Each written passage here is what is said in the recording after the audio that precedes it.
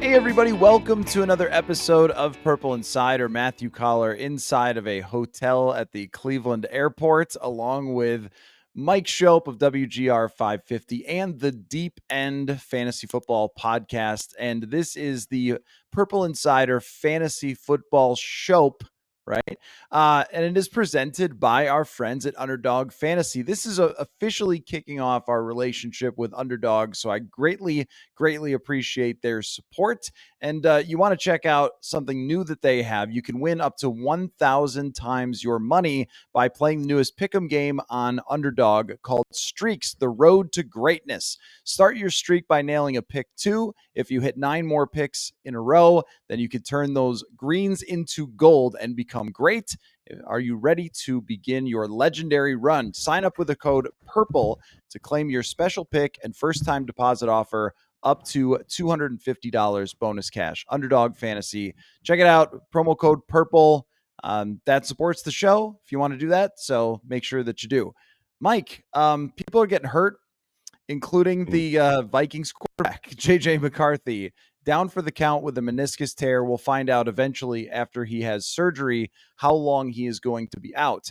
But I want to make the case here to start our show that Sam Darnold just suddenly became interesting. I think we talked a little bit about it last time, and the problem with anyone drafting Sam Darnold ever was that he could get benched in week 2.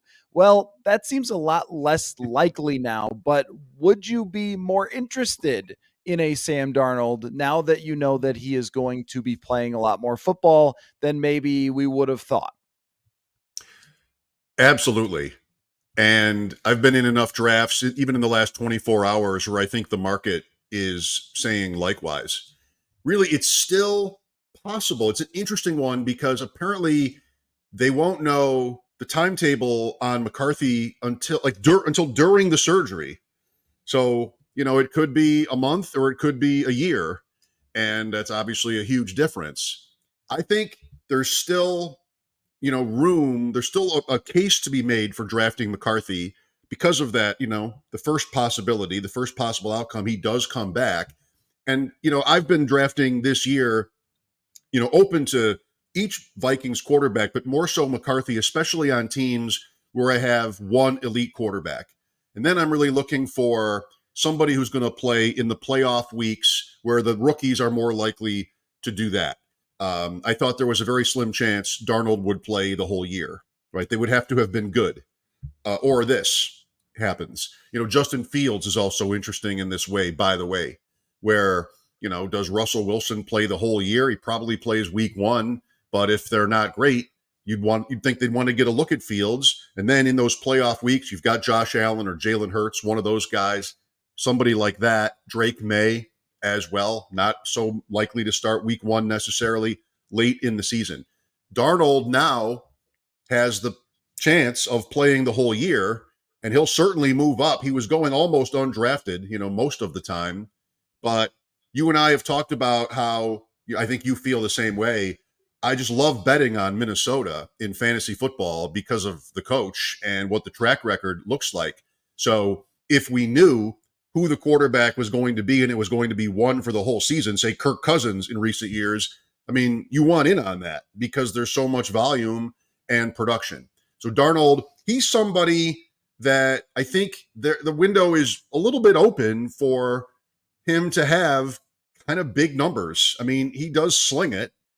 I don't think he's great or anything. I mean, I don't like him under pressure, and they might have that problem, but he can throw it. So I think, yes, definitely the odds are greater because of the injury that he plays for longer. And in that case, he's not the worst idea.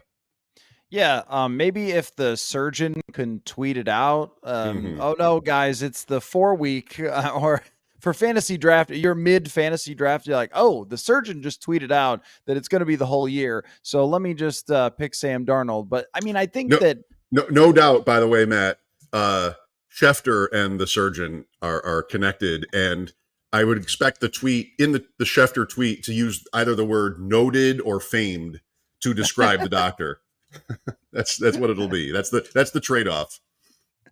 I want to take that further, but I'm not going to. I'll just leave that. But no, I mean, this surgery does really make a difference though, because JJ McCarthy, he got hurt. I don't mean this in a weird way, but like at the right time where he showed that he can play in the NFL. And well, it is preseason action. He looked great in preseason action and was very, very good in training camp. So it matched up to what we had seen.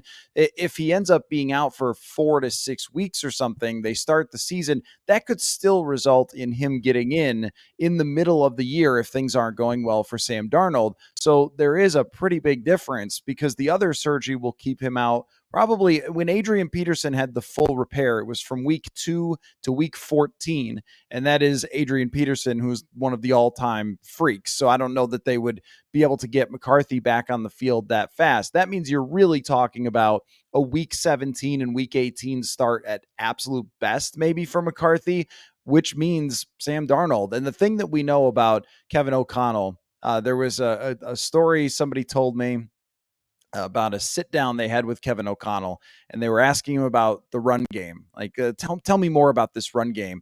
And within 4 seconds, Justin Jefferson's name was brought up, and it's like this man wants to throw the football, and he wants to throw it to Justin Jefferson over and over, and we have to respect that because that is an efficient way to play football.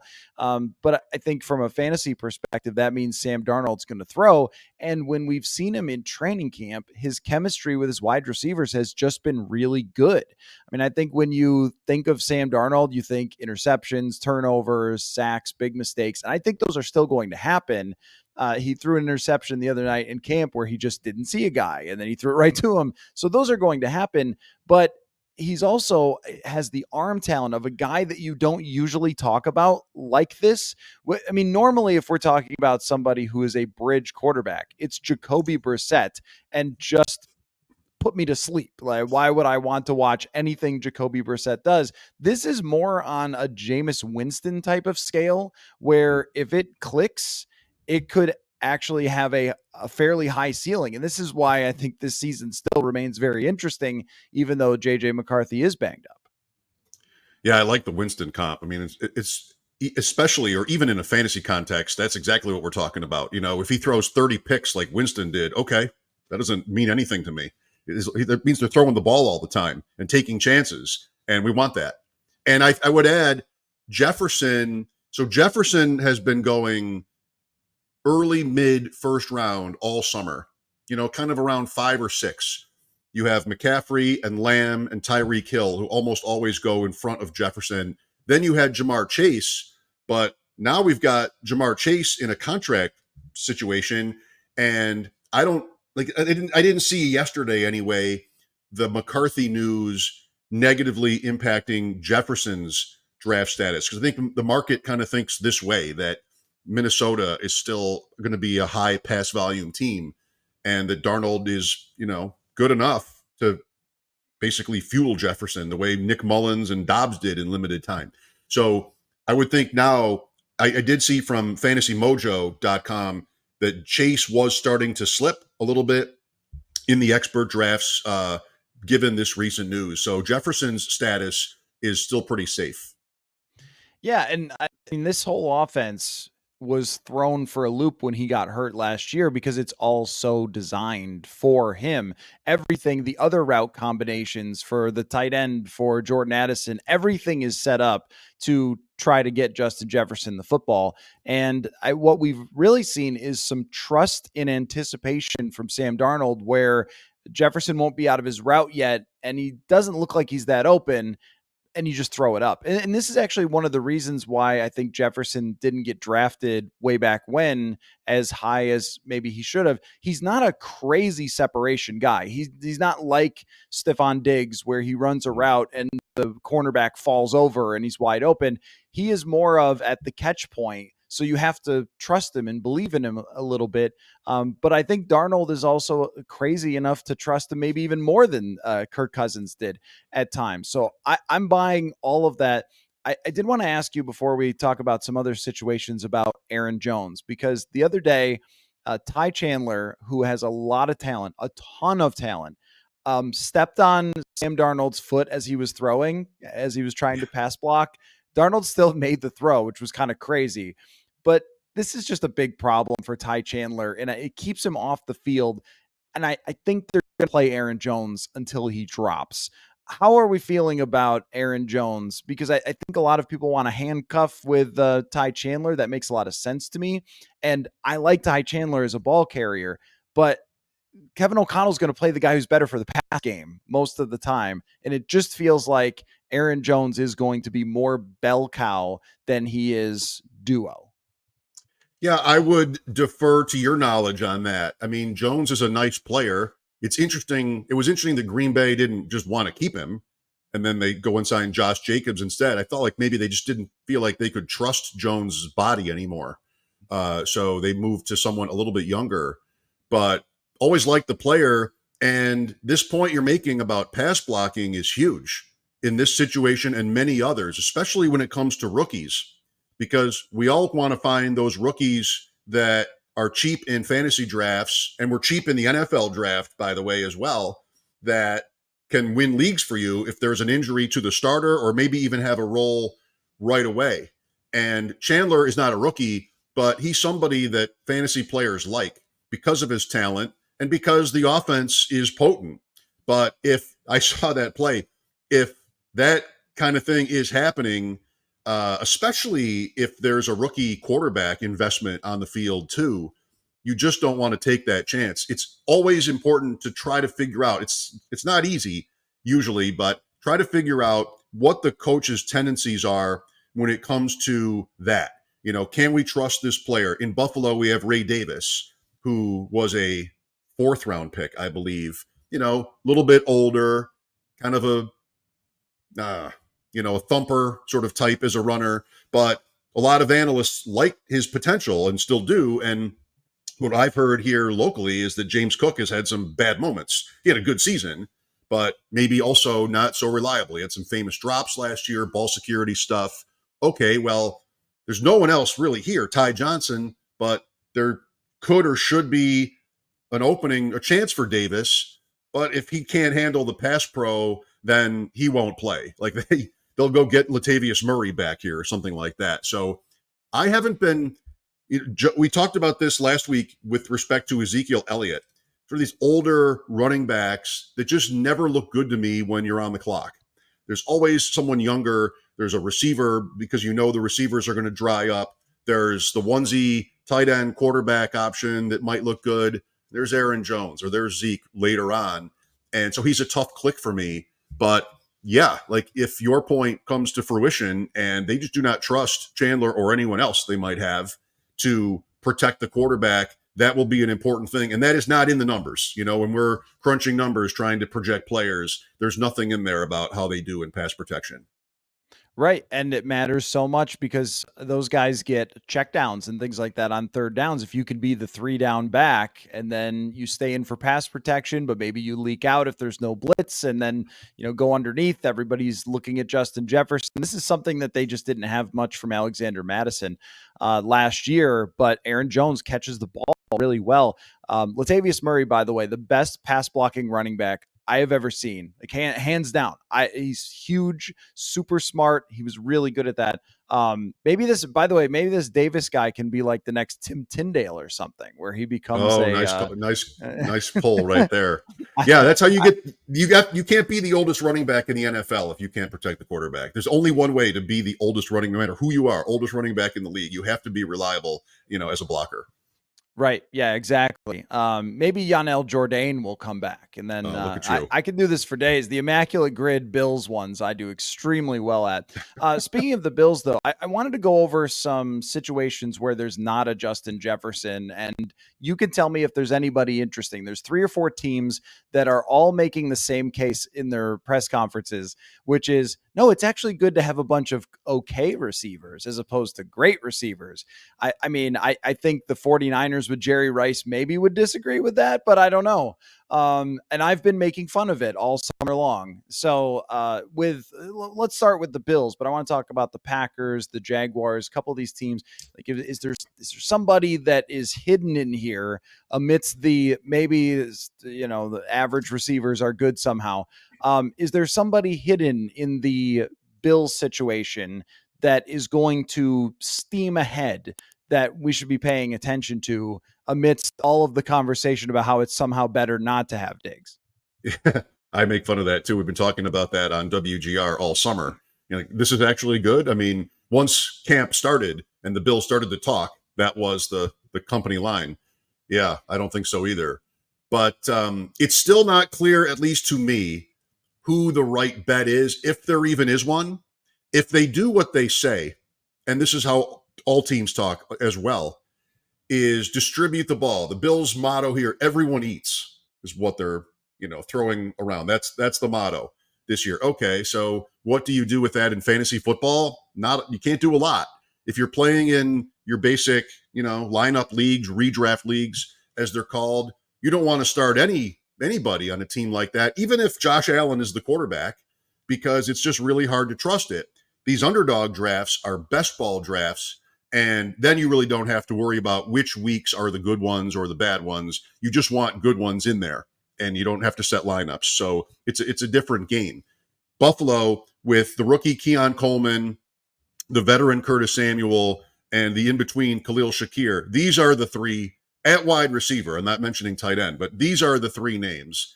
And Shakir's a little later. Coleman and Samuel are just kind of in those 6th, 7th, 8th rounds, that range.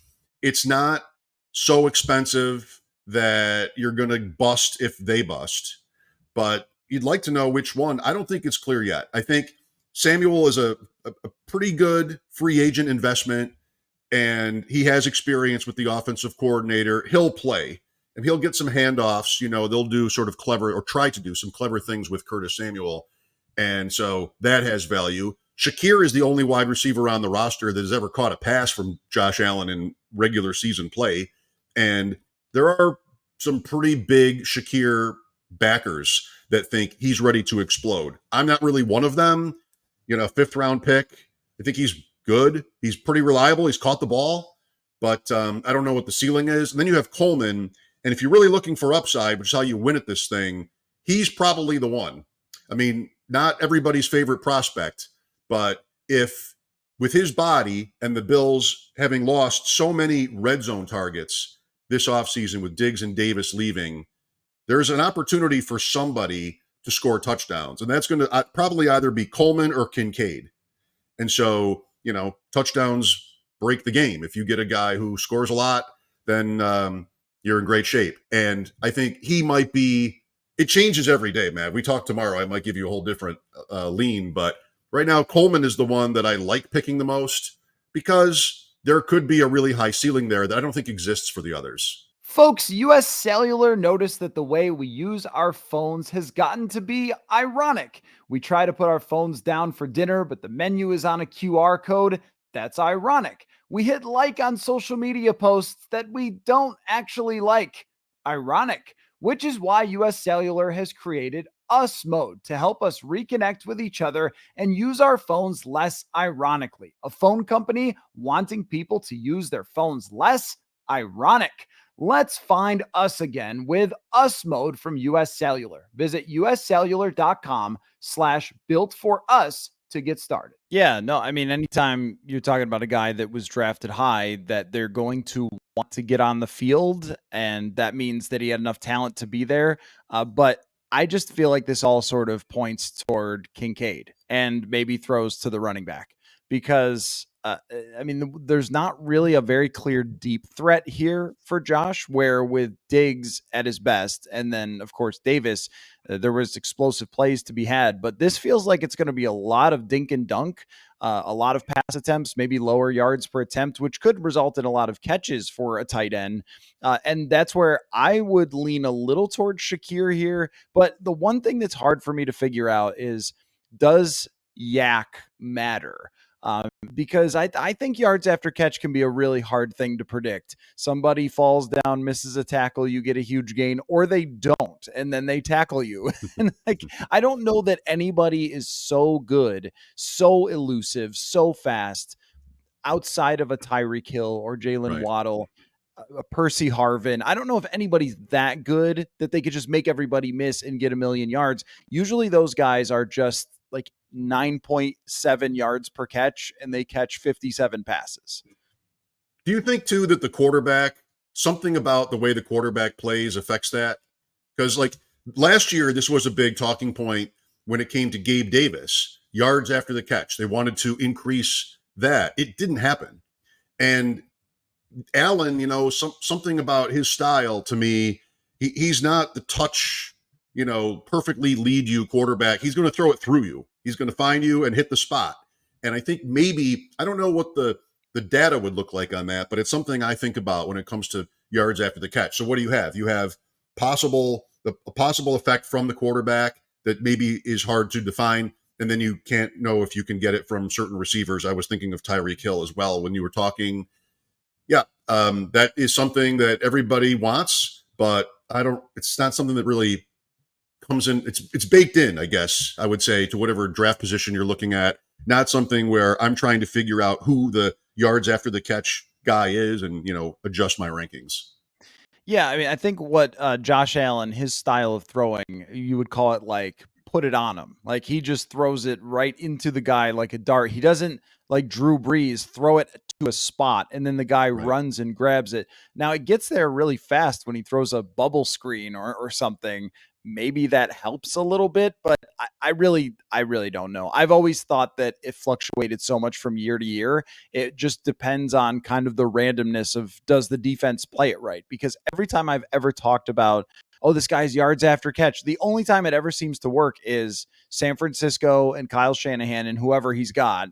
And I think Deebo Samuel's probably special. And then we saw it in Miami a little bit, but that seems really scheme related. So can your offensive coordinator scheme yards after catch if that's their focus? I'm just not really confident in saying that. So my answer for these receivers would all be I'm scared of all of them.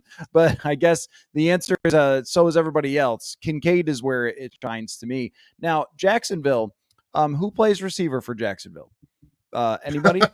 I don't understand. I don't understand why you would draft the number one quarterback with the talent of Trevor Lawrence and you get Christian Kirk, that's fine. And not just use all the rest of your draft capital and all of your efforts to set the phasers toward find as many wide receivers for this guy. It's like with the Vikings when they drafted Addison. Some people said, well, they need a cornerback. I get that. But whoever they draft in the future needs Jordan Addison to be open.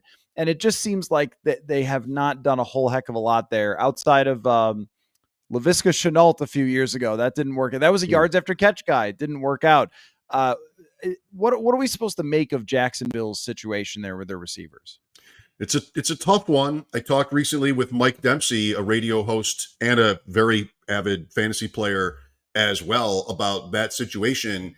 And he was putting Gabe Davis, he got a pretty good contract, above Brian Thomas, who they drafted in the first round. Yeah, they did make the effort with Ridley too. I thought that was a sneaky move when Ridley was suspended.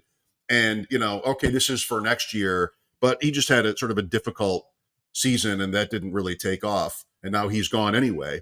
So it's interesting between Davis and Thomas. Thomas is the much earlier fantasy draft pick, but Mike had Davis above him. This is more than a week ago. Thomas was very active in their preseason game and productive. And you always kind of want to see too, how are they being used? Sometimes it's great to have that kind of production. Who pops in the preseason, but is someone else not playing that outranks that player? And it can be counterintuitive because you really rather have the zeros, no snaps, rested than somebody who goes for 100 yards possibly. But Thomas rather, was impressive in their preseason opener. I think, Lawrence, they made the investment in him, now a second one financially. What makes sense, right?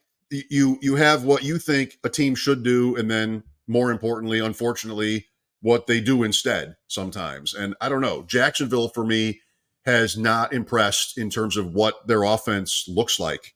I feel like, like you said, not only in terms of the roster, but let them out, Lawrence. Evan Engram, you talked about Kincaid earlier. Engram had a huge year last year with Lawrence, and that's probably pretty sticky that you would think that connection holds up. What's the answer ultimately? you want to have, I would want to have, and I do have some Thomas, very little Davis, because I think we know what he is. And Kirk is okay, fourth, fifth round, but not somebody that probably week to week is at all dominant. I mean, I think it's an improvement to not have Zay Jones on the team, at least. And spending this first round pick on Thomas, I was a little bit skeptical about that. Now, LSU had the multiple wide receivers, Jamar Chase and Justin Jefferson, but I did wonder about this one with Malik Neighbors and if everybody else just looked awesome because Malik Neighbors was on the team. I haven't heard a whole lot or seen a whole lot on Twitter about Thomas shining there, but I wouldn't trust any different version of Gabe Davis than there's ever been before. He's a guy who's going to catch some really impressive deep balls, and that's probably going to be it for him. And that's where you leave Trevor Lawrence with just a whole heck of a lot of meh. I mean, 9-yard passes to Evan Ingram is just not doing it for me. I mean, if you're in a fantasy league that you're getting a lot of points for the receptions, then Evan Ingram is fantastic. But still, it just all feels very meh. Like that's where your money. Kirk is meh, and Ingram is meh, and Thomas so far doesn't look like it's shining yet. And if you're right about the more a rookie, a first rounder is playing in the preseason, it's probably bad. I mean, if he's really blowing them away, like Dallas Turner came in for one drive, sacked the quarterback. Like, okay, that's enough, and go sit on the bench because you're great and we need you. So yeah, I'm a little bit not buying almost anybody there. But also, I do wonder how many years in a row we can blame someone else for Trevor Lawrence not being one of the great quarterbacks in the league. How about the Packers? How do you feel about the Packers group of receivers? Because the one guy that I buy more than the others is Jaden Reed. I keep hearing Dontavian Wicks. That sounds made up. Romeo Dobbs always is the guy that they talk about leading into the season. But when I actually saw them play in front of me against the Vikings, Reed was the one that stuck out the most. And I think that someone will emerge, that they're going to tell everybody on the internet that there's no number one receiver, but there's going to be someone that Jordan Love likes more than anybody else. Eventually, the same way that Rodgers fell in love with Jordy Nelson and Greg Jennings, and then eventually Devontae Adams. I think that guy is Reed, but should I not be looking at him? Is there somebody else that you're looking at there? My guess to the question of who the quarterback likes the most, as you put it, would be Dobbs, based on how Love has talked. And, Dobbs he said something about like he's the second best receiver in the league. That's probably not what he said, but there was some quote recently from Love that really sort of elevated Dobbs. I mean, another really tough one to sort out. I think the offense is so interesting and promising that if you're playing in a lot of fantasy leagues, you want some of everybody just in case. Also, we can't forget about Christian Watson, who is their greatest draft investment of any of them. And he figured out why his hamstrings weren't the same size or something, and so maybe he ends up being more durable. Dobbs is, having said what I've said, he's the one I click on the least often because the other guys are all so exciting. Reed is so exciting. So is Watson. That stint with Rodgers when he showed up and just blew up was, great. And so many people were off him. I was avoiding Christian Watson that year and got burned, for a while. And then Wicks kind of is everybody's darling in fantasy this summer. But here's Matt LaFleur in the last couple of days saying that the phrase number one receiver makes him want to throw up. I don't know. Like the Packers and the Bills are interesting to think about together because these are both teams that want to tell you it's better to not have a number one guy. I think the Packers have kind of looked like that and been successful at that. And I think their, group is better than Buffalo's. So I kind of like having all of them. Whereas, as we talked about with the Bills, I'm not sure how high the ceiling is for anybody. There's also Bo Melton. Didn't you point him out to me in an earlier conversation? You have two tight ends there, and Jacobs as well. Man, there's a lot to like with Green Bay.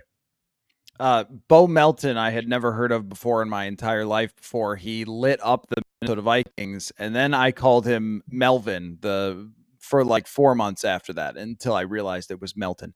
But yeah, he could be in the mix as well. I agree with you that if we're comparing these three teams, the three we don't actually have a number one wide receiver teams, the Packers have the best group because they have, I think, probably a quarterback that they have chemistry with from last year to carry over, where the Bills are bringing in new people. Jacksonville's bringing in at least Brian Thomas and Gabe Davis. So they're going to have to work things out. Whereas Jordan Love was throwing to these guys last year, so he already has a sense for them. And there's probably, Right. in my mind, there's just a little more talent there with Reed. I just don't trust Watson. I know, yes, one hamstring was bigger than the other. And so he, I don't know, jumped upstairs on one leg or something to make the other hamstring stronger. But he looks like a guy that just gets hurt a lot to me. It can be the smallest thing, and then he's out for a little while. And I think these other guys have kind of gained on him while he has been dealing with those injuries. Is there any other team to you that doesn't have a clear cut number one wide receiver that you want to talk about? Kansas City. It's Mm. it's also a team, obviously, that you want to be in on. But what the order is tough. Kelsey getting older, maybe they sort of slow play Kelsey. I think they kind of did that last year, and you didn't get the same regular season from him than we've gotten. Now you have Marquise Brown, who is hurt, but especially before the injury, what do you do ranking Brown, Rashee Rice, and Xavier Worthy? I mean, Worthy a first round pick. Rice was really good late in the season last year, but might get suspended. And then Brown, who's kind of on a prove it contract, he's done some things in the league. Tough. For me, Rice has always been the play. The suspension looms, but now we're to mid August, and we don't have that. And analysts are talking more like that might get pushed off until next year, in which case he's been the best deal in fantasy football all summer because, you're talking about having worked with the quarterback, unlike those other two in terms of Patrick Mahomes. I mean, success. And you spoke earlier about the value of a coach being able to scheme open guys. I mean, try to picture Rashee Rice last year for the Chiefs. It's a short pass, and he was wide open and got yards after the catch from that. I don't know that that's what he can. I think he can do more than that as a player, and that makes him very exciting, especially now with the Brown injury. I mean, there are other teams where we're trying to figure out. This is what we do in August when preseason starts: is try to figure out what the coaches' tendencies and how they're using guys can tell us about the plans for the regular season. And it's never clear cut because it could be either thing. We want to see this guy because we want to play him. We want to not see this guy because we want to play him and we want to save him. You can't trust any of the coaches when they're speaking. Really, there are people who try to measure that and give you some idea about which coaches are more reliable. But the Chiefs, I mean, absolutely a team where it's not obvious. And you have other guys, by the way, too, that played in and out last year. Justin Watson, for one, who doesn't get drafted. Yeah, this is that time of year when we're all trying to figure out what matters and what doesn't. I think people are going to go a little crazy for the Twitter highlights that they've seen from Xavier Worthy. And I don't doubt that they're going to try to throw some deep balls to him, but deep balls are super fun and they always will be. But they make up maybe 10% of passes, 12% of passes. It's just not a league that now, I mean, the yards per attempt, the average depth of target just keeps going down in the league Mhm. as defenses get a little more complicated, but a little more like too deep and try to prevent all that stuff. So when a team actually plays against the Chiefs, they're going to play two deep safeties and they're going to try to take away that deep shot. They know who the Chiefs drafted. And that to me is just really good for Rashee Rice. And as far as the suspension, I mean, Roger Goodell's wheel of justice, we're talking about that here as well with Jordan Addison. No one really knows when that's going to happen. And if you draft Rice in a best ball or something and he's suspended for 3 games, Well, that's 14 other games where he could be your best guy. I really like Rice. I actually didn't think of this because I think of him as their number one receiver with the way that Mahomes came to trust him last year down the stretch, that he became really that guy. Push comes to shove, he's always going to throw it to Travis Kelce, but he actually seemed to really connect with Rashee Rice, and they found ways to get him the football. So I was thinking of him Absolutely. as more of a number one until I guess proven otherwise. I wanted to show you some of my, or tell you about some of my underdog drafts that I've done. But Okay. first, let's talk a couple of just injuries. Is there any injuries that are sticking out? Well, you mentioned Hollywood Brown. I think I said to you last week I don't trust him because he gets Yeah. hurt a lot, and then he got hurt. But is there any injuries around the league for you that people should keep an eye on from a fantasy perspective? Yeah, that was the first play of that game, even right with Brown. It didn't take long for you to get to be paid off for that call. Well, one big one has been Puka Nakua with the Rams, and that was called week to week. It's still weeks from the start of the regular season. Then you got Sean McVay to say, not a big deal. Should be ready for week one. Nakua put up the best rookie wide receiver season ever out of nowhere last year. So he has been going all summer, late first round, pick 9, pick 10 in there. And, on him, drafters haven't moved him too much. They're mostly counting on him to be ready week one and to be fine. He goes maybe one pick later, flipping with Garrett Wilson in most of these drafts. And I'm with that. But it should be pointed out that he had lower body injuries in college that helped to keep him from being a better draft pick. So it is true that he has a history, and do what you want with that. But that's obviously a big one. Every day is life on the wire in fantasy football. If we're drafting all summer like I have been, just sort of keeping an eye open for what is happening. We had Malik Neighbors go down in a Giants practice the other day. They're looking at his foot. You've got pictures. Everybody's on a knee. Sometimes practice gets canceled, like Rondale Moore, who had the air cast and a broken leg for Atlanta. Sounds like Neighbors isn't that bad off, which is huge. I mean, that's somebody, he could be wide receiver one among the rookies. You're talking about which teams are hard to figure out at wide receiver. The Giants should not be one of them. It should be Malik Neighbors, and then who knows after that, bit players. And with the Giants as well, we had Tyrone Tracy go down on Tuesday with a non-contact injury on a return. That right away sounds like a season ender, but it turns out that it wasn't. Apparently, he was back in meetings later in the day, low ankle sprain, maybe a few weeks. And he's not a big name, obviously, but could be. And I'm thinking he is in position to be the number 2 with the Giants behind Devin Singletary. And this is another example of maybe how the preseason can lie to you, as they had Eric Gray have a good game as a running back in their preseason opener against Detroit, but Tracy was barely used. And to me, that's advantage Tyrone Tracy. And, this could be an interesting year, of course, for returns. We want to see which players teams are using on kick returns. Tracy was in that role. You might be in a league where at least you get those touchdowns if that happens. So Nakua is a big one. That's a first round player. Neighbors maybe got away with it, and Tracy in the later rounds, a nice rookie to put some chips on. Maybe he got away with a bad injury as well. Maybe he's okay. Well, and with Nakua in general, I was already a little bit hesitant on him just because of regression in general. When you have one of the best seasons, as you mentioned, ever as a rookie, there's going to be a lot more attention coming your way the next year. Now, I think that Sean McVay can always get receivers open. It's just that's hard to repeat unless you're Justin Jefferson and you're an all-time great wide receiver talent. I'm not sure that Nakua is quite on the same level talent wise. So I was already a little hesitant about him being Mhm. banged up. I'm not really sure there. Although I did see the thing that analyzes the coach speak, and it said that McVay historically is very good with the timing of injuries, which I respect.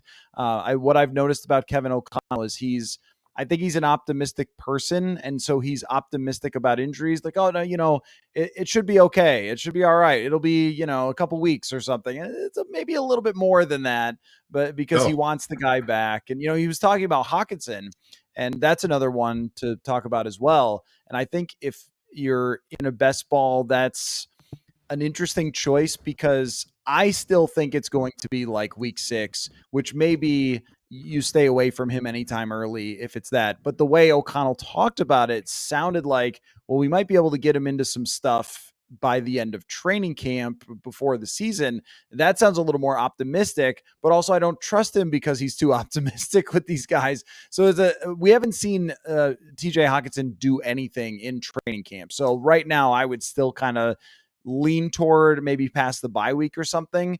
But the way that he talked about it was more toward maybe the beginning of the season. So I think that's just kind of an interesting angle yeah. there. I've talked to Hard to Sean. kind of pinpoint. I've talked to Sean McDermott about this kind of thing before, and really, like, what does the coach have to gain by putting a date on it, right? Like, it's frustrating to us for trying to predict when this happens, but why rule them out?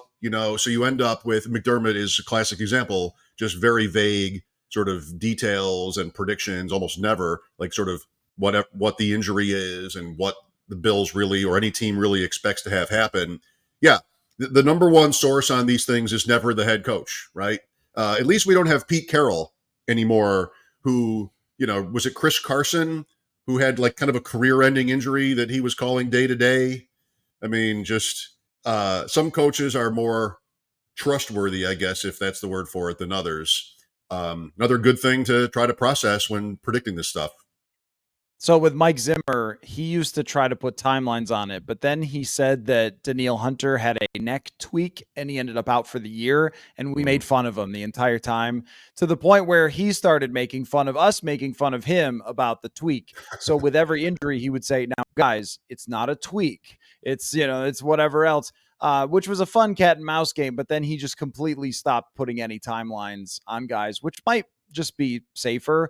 I think if a coach says weeks, long term, or should be back pretty soon, that usually gives you a general timeline for it. Okay, so Underdog Fantasy is sponsoring the show here. Again, the promo code is purple. So if you want to sign up, try some of these best ball leagues. What I like about them, Mike, is that I can jump in a bunch of them and they are very few actual dollars. So I want to tell you about a $10 6-person draft that I had. And these are fun when you jump into just a couple of people there. So you get a bunch of stars and you feel like you crushed your draft. If you Right. if you get too many people, then you're searching deep. That's probably what you do. So that's just the context of this draft. So this is going to sound pretty good. But let me tell you about just kind of what I have as a lineup here, and I'll let you break down how good or bad you think this is. For quarterbacks, let's start there. I have Jordan Love, Justin Herbert, and Trevor Lawrence, and I feel now worse about Justin Herbert because he's starting to fall into the category of getting hurt all the time. But with Jordan Love, even though I have laughed at we have no wide receiver one thing, I still think he's going to have a huge year. And I figured that I would put a bet on Trevor Lawrence because I picked him with pick 80. So I figured pick 80, it was worth getting Trevor Lawrence just in case he actually does have the light go on and all of a sudden have this I'm a superstar now type of season. You said this is a 6-team league, right? Yep. Yeah, sure. So you waited on quarterback if that's your group. Picks 41, 44, and 80 were my quarterbacks. How many rounds was this? This is not a tournament. This is a self-contained 6-team Yep. for $10. Yeah, on Underdog. Sure. Right. I don't know exactly how many rounds. Chargers. You got your money's worth. The Chargers are another team that we don't know who the number one receiver is, but it's not in a good way. Like, so, right. And they had a miserable preseason opener, and Herbert's injured anyway. So, yeah, like betting on the talent. He's super cheap. In the tournament drafts on Underdog, we're trying to stack and, find value versus what drafters were doing months ago, even. So it's a different game. You're playing in just a contained best ball league. You're not trying to win $1 million. You're trying to win 50 or something like that.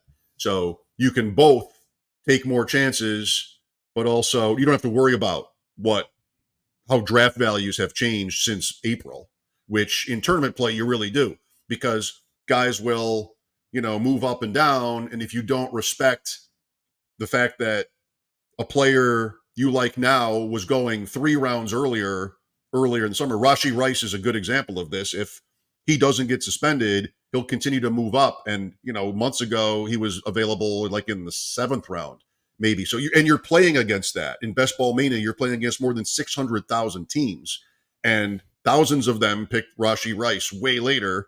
So it's not such a great idea to pick him in the 3rd, although you still want to do it. Anyway, to your group, I want to hear more. Love, Herbert, and Lawrence. Let's keep going. Yep.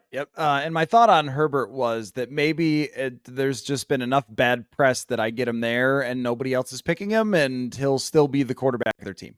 Running backs. Oh, and the guy that got injured that I'm a little concerned about now did the draft. Then that day he got injured. Thanks, Jahmyr Gibbs.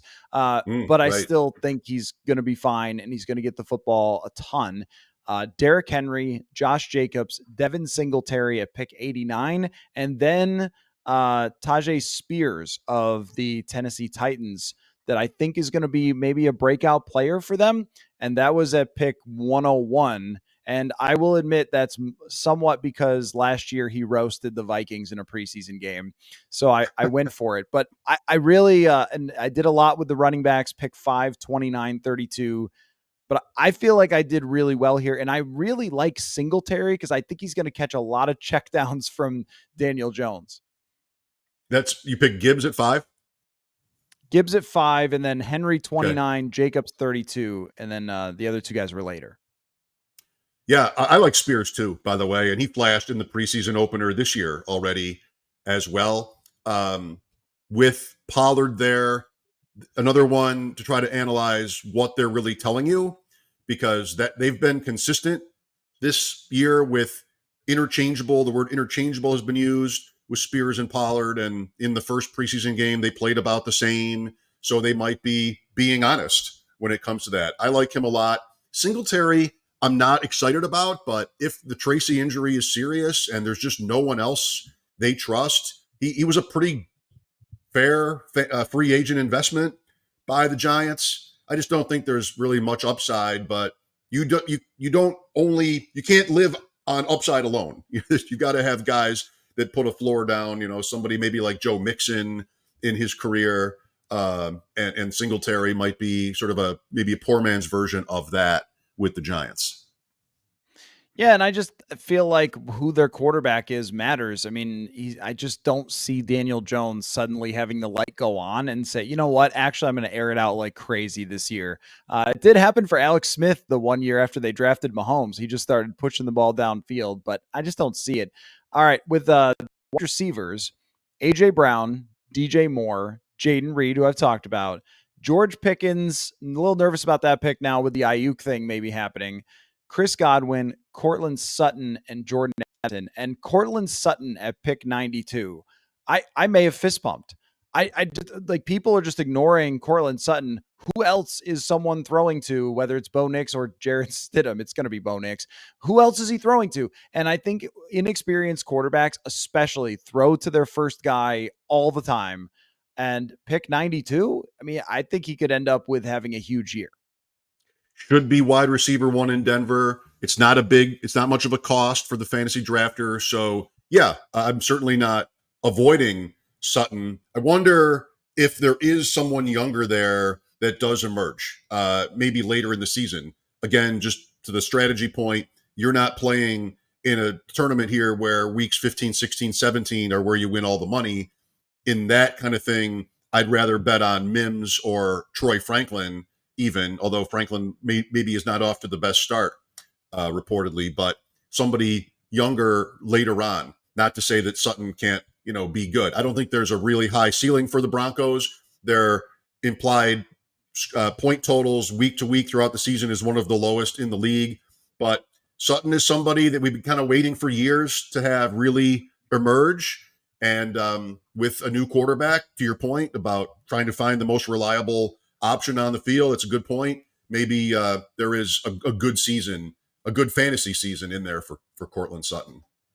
I think that there's like a trend emerging already where I want to pick guys that I feel like I can predict pretty well and who have been in the league and I have a sample on. And you want to bet on the younger guys that might explode, which is probably a good strategy because if you land the Puka Nakua in LA, then nobody else has him and you end up hitting a home run there. And It's with really it's Jordan, really just the format, Matt. I mean, it's important always in fantasy football to know what are the rules. Is it an underdog? Is half point PPR? How many receivers am I starting? All that kind of stuff does really shape your rankings. And the rookies, any position, late in the season is where any of this is worth doing on underdog in any tournament. And that's why, you really, I think, need to take chances. That doesn't mean you can't pick Cortland Sutton, but you want to be thinking about, and that's why this is such a critical time of year. Whittington with the Rams is not a name I knew before this weekend. Who was Atlanta's guy? Washington, maybe. Jacksonville has a guy. One of them is Washington. I'm sorry. But just like the absolute deep dive players, rookies, second year guys on teams, you're not drafting all of them, but you've got to be willing to take some of those shots, I think, in the late rounds. you want to find your 2021 KJ Osborne, who had 0 catches and then something like 50 catches the next season. Definitely, that's not going to be Cortland Sutton, but I'll try. This won't be my last draft, so I'll take that strategy a little more. Maybe I'll do like a all upside draft in a $3 league or something. So my tight ends are Njoku, Pitts, and Schultz. I feel like Njoku's going to get the ball a lot because their quarterbacks are bad. That Watson's going to get hurt at some point. I don't know who their backup quarterback is, but he'll throw to David Njoku. Jameis. Kyle Pitts, I took a shot at it. I just have this thing about, oh, well, this quarterback, it's just going to change everything about this player. I don't know if I ever really buy that, but I got him at the 56th pick, so I thought that was fine.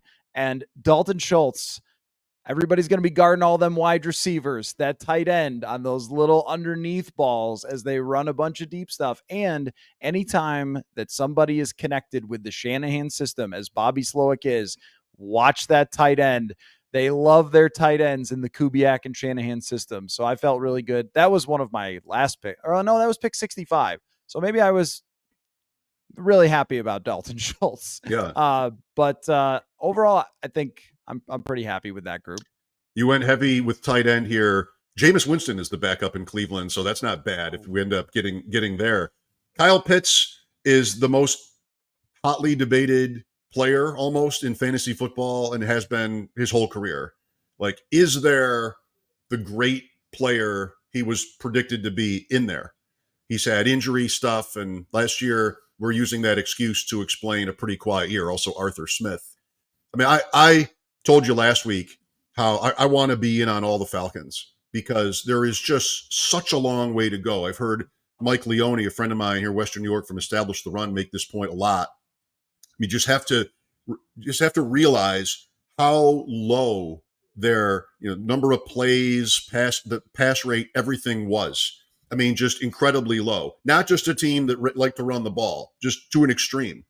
And if that just bounces to the midpoint, you have just so much potential for London and Pitts and even Darnell Mooney. The more injury, they're not deep at skill positions at all, which if those guys stay healthy is even better for them. Because really, I mentioned a guy that scored a touchdown last week for them in Miami, but there's just not a lot of other names there. So, I mean, I can't resist Kyle Pitts. I'm one of those guys too that just wants to bet on talent. Last week, I think I mentioned that he's younger than Dalton Kincaid. I was pretty sure. I went and looked. He's like a year younger than Dalton Kincaid. He got in the league so young. So I like that about the bet on Pitts this year too. Okay, grade my draft. I think you're in trouble. I don't know. I don't think I'm enjoying these conversations. But it seemed like Gibbs was early, and you definitely went the safe route with a lot of veterans.